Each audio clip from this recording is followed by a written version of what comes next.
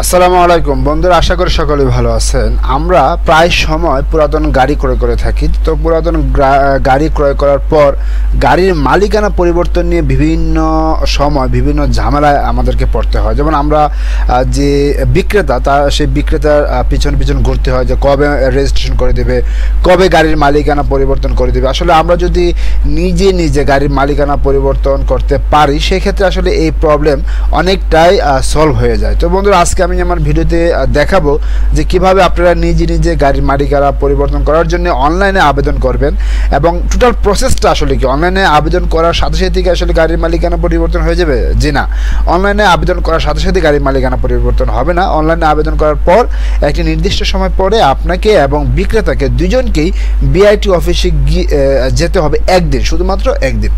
তো বন্ধুরা চলুন আজকে আমি দেখাবো আপনাদেরকে যে কীভাবে আপনারা নিজে গাড়ির মালিকানা পরিবর্তনের জন্য আবেদন করবেন। যে কারণে আপনাদেরকে এই বিএসপি যে বিআরটিএ পোর্টাল, এই পোর্টালে এসে আপনাদেরকে কী করতে হবে? একটি নিবন্ধন বা রেজিস্ট্রেশন করতে হবে। আজ আরেকটি কথা বলে রাখি, আপনারা যারা আমার এই চ্যানেলে নতুন আছেন তারা অবশ্যই আমার চ্যানেলটিকে সাবস্ক্রাইব করে আমার সাথে থাকবেন। যাই হোক, আপনাদেরকে কী করতে হবে? একটি রেজিস্ট্রেশন করতে হবে। তাহলে রেজিস্ট্রেশন কোথা থেকে করতে হবে?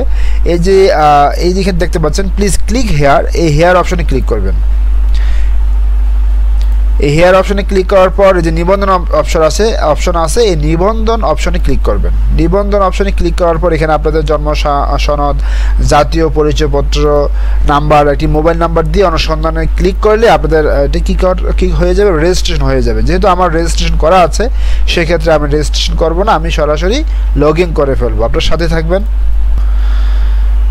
বন্ধুরা দেখতে পাচ্ছেন যে আমি লগ ইন করে ফেলেছি বিআরটি সার্ভিস পোর্টালে। আরেকটি কথা বলে রাখি যে গাড়ির রেজিস্ট্রেশন করতে হলে বা নেম ট্রান্সফার করতে হলে আপনাদেরকে কি ডকুমেন্ট লাগবে এই ব্যাপারটাও আমি আমার ভিডিওর মাঝখানে আমি আলোচনা করব। তো আপনারা যখন এইভাবে কী করবেন? লগ ইন করবেন। লগ ইন করার পরে দেখতে পাচ্ছেন যে মোটর যান সংক্রান্ত 3 নম্বর যে অপশনটা, মোটর যান সংক্রান্ত, এই অপশনে ক্লিক করবেন। এই অপশনে ক্লিক করার পর দেখতে পাচ্ছেন মোটরযান মালিকানা পরিবর্তনের জন্য আবেদন। আমরা এখানে ক্লিক করব। এখানে ক্লিক করার পর গাড়ির মালিকানা পরিবর্তন এই অপশনে ক্লিক করব। এই অপশনে ক্লিক করার পর এখানে দেখতে পাচ্ছেন যে গাড়ির সকল কাগজপত্র, ফিটনেস, ট্যাক্স টুকিন ইত্যাদি হালনাগা থাকতে হবে, অর্থাৎ কি এগুলো আপডেটেড থাকতে হবে।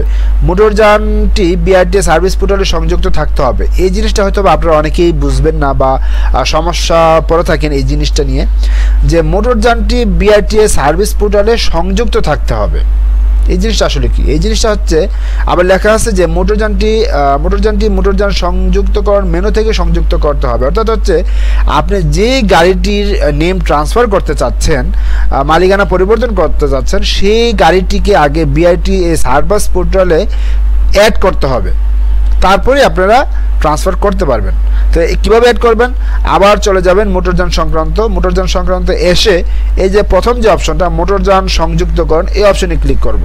এই অপশনে ক্লিক করার পর আপনার যে রেজিস্ট্রেশন নাম্বার আছে সেই রেজিস্ট্রেশন নাম্বারের শেষের 4 সংখ্যা, উৎপাদনের বছর, তারপর অর্থাৎ হচ্ছে model, chassis number, engine number বা মোটর নাম্বার দিয়ে যখন এখানে অনুসন্ধানে ক্লিক করবেন, অনুসন্ধানে ক্লিক করলে এই অংশগুলো বা এই কী বলে এটাকে, এই ব্ল্যাঙ্কগুলো সবগুলো ফিল আপ হয়ে যাবে অটোমেটিক।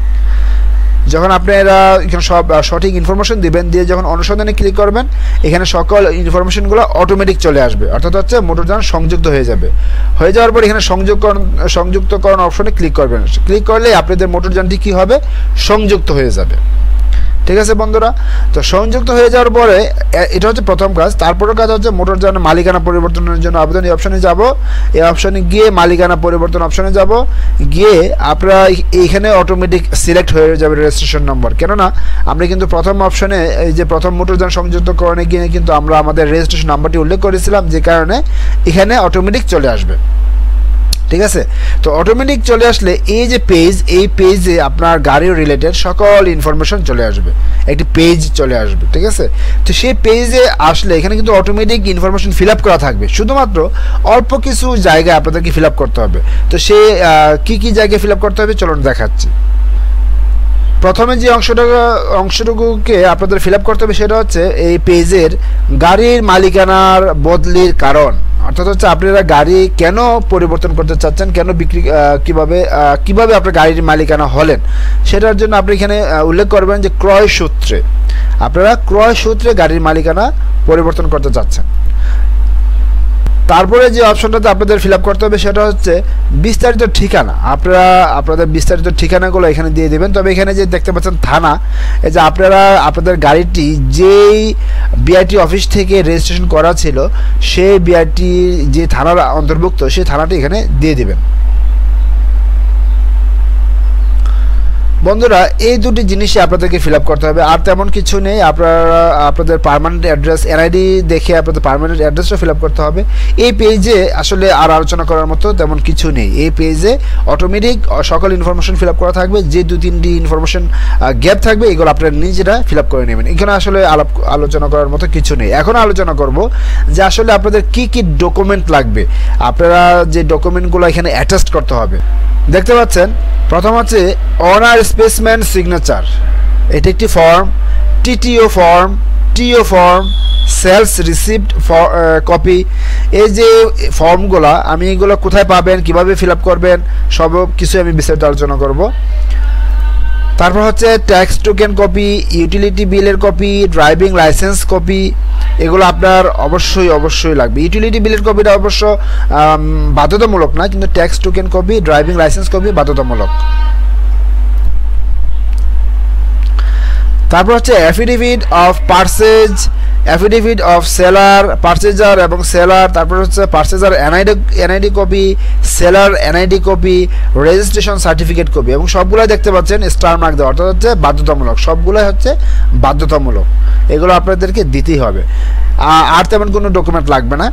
এখন কথা হচ্ছে আসলে এগুলো কোথা থেকে পাবেন। আপনারা বিআইটির নিকটবর্তী যে দোকানগুলো আছে ওই দোকানগুলোতে গিয়ে যদি শুধুমাত্র বলেন যে গাড়ির নেম ট্রান্সফারের ডকুমেন্ট লাগবে, ওরাই আপনাদেরকে ফুল এক সেট ডকুমেন্ট আপনাদেরকে দিয়ে দেবে এবং ওরাই আপনাদেরকে বলে দেবে যে কীভাবে ফিল আপ করতে হবে। তারপরে যদি এই ডকুমেন্টগুলো ফিল আপ করতে আপনাদের কোনো সমস্যা হয় তাহলে অবশ্যই আমাকে কমেন্টে জানিয়ে দেবেন, ইনশাল্লাহ এই নিয়ে আমি আরেকটি ভিডিও মেক করব।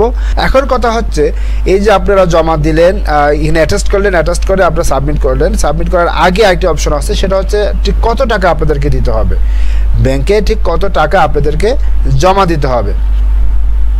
আপনার গাড়িটি যদি 100 সিসি থেকে এবং তার নিচে, আপনার গাড়িটি যদি 100 সিসি বা তার নিচে হয় সেই ক্ষেত্রে মালিকানা বদলি ফি হচ্ছে 3252 টাকা। আর আপনার গাড়িটি যদি 100 সিসির উপরে হয় সেক্ষেত্রে সকল বাইক মালিকানা বদলি ফি হচ্ছে 3690 টাকা। এবং আপনার গাড়িটি যদি 1500 সিসি হয়ে থাকে সেক্ষেত্রে গাড়ির মালিকানা বদলি ফি হবে 28000 প্লাস। এখানে আরও প্লাস কেন বললাম, এখানে আনুষঙ্গিক কিছু খরচ আছে, দেওয়ার সময় এটা বোঝা যাবে। আর আপনার গাড়িটি যদি 1500 সিসির নিচে হয় গাড়িটি, সেক্ষেত্রে 14000 প্লাস টাকা যাবে।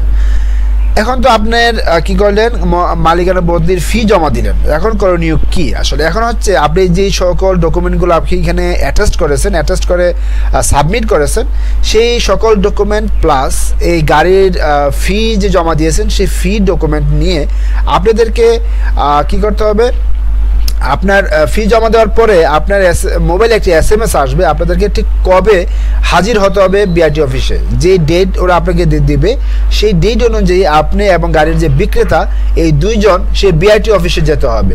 বিআরটি অফিসে যাওয়ার পর আপনাদের এখানে একজন পরিদর্শক আপনাদের গাড়িটি দেখবে, দেখার পর সব ঠিকঠাক থাকলে আপনাদের এই ফাইলে একটা সিগনেচার করে দিবে এবং সিগনেচার করার পর আপনাদেরকে ফাইলটি এখানে জমা দিয়ে আসতে হবে। জমা দিয়ে আসার পর ওরা আপনাকে আসলে ক্ষেত্র বিশেষে একটু সময় লাগে, কারোর 2 মাস, কারো 3 মাস পরে আপনাদের সে মালিকানা বদলির যে রেজিস্ট্রেশন সেই রেজিস্ট্রেশনটি আপনাদের চলে আসবে। এবং আপনি যে অ্যাপ্লিকেশন করেছিলেন যে বিআরটি সার্ভিস পোর্টাল থেকে, সেই সার্ভিস পোর্টালে ওরা আপনাদেরকে এই রেজিস্ট্রেশনটি, নতুন যে রেজিস্ট্রেশন সেটি দিয়ে দেবে এবং সেটি অবশ্যই বারকোড স্ক্যানার সংযুক্ত থাকে, যে কারণে আপনি ওটা এটা ই রেজিস্ট্রেশন দিয়ে আপনি গাড়ি চালাতে পারবেন, তাতে কোনো সমস্যা নেই। তো বন্ধুরা আমি আশা করবো আজকে আমার ভিডিও থেকে আপনারা অনেক কিছু জেনেছেন। যদি কারো কোনো প্রবলেম থেকে থাকে তাহলে অবশ্যই আমাকে কমেন্টের মাধ্যমে জানাবেন। সো ধন্যবাদ সবাইকে, ভালো থাকবেন, সুস্থ থাকবেন।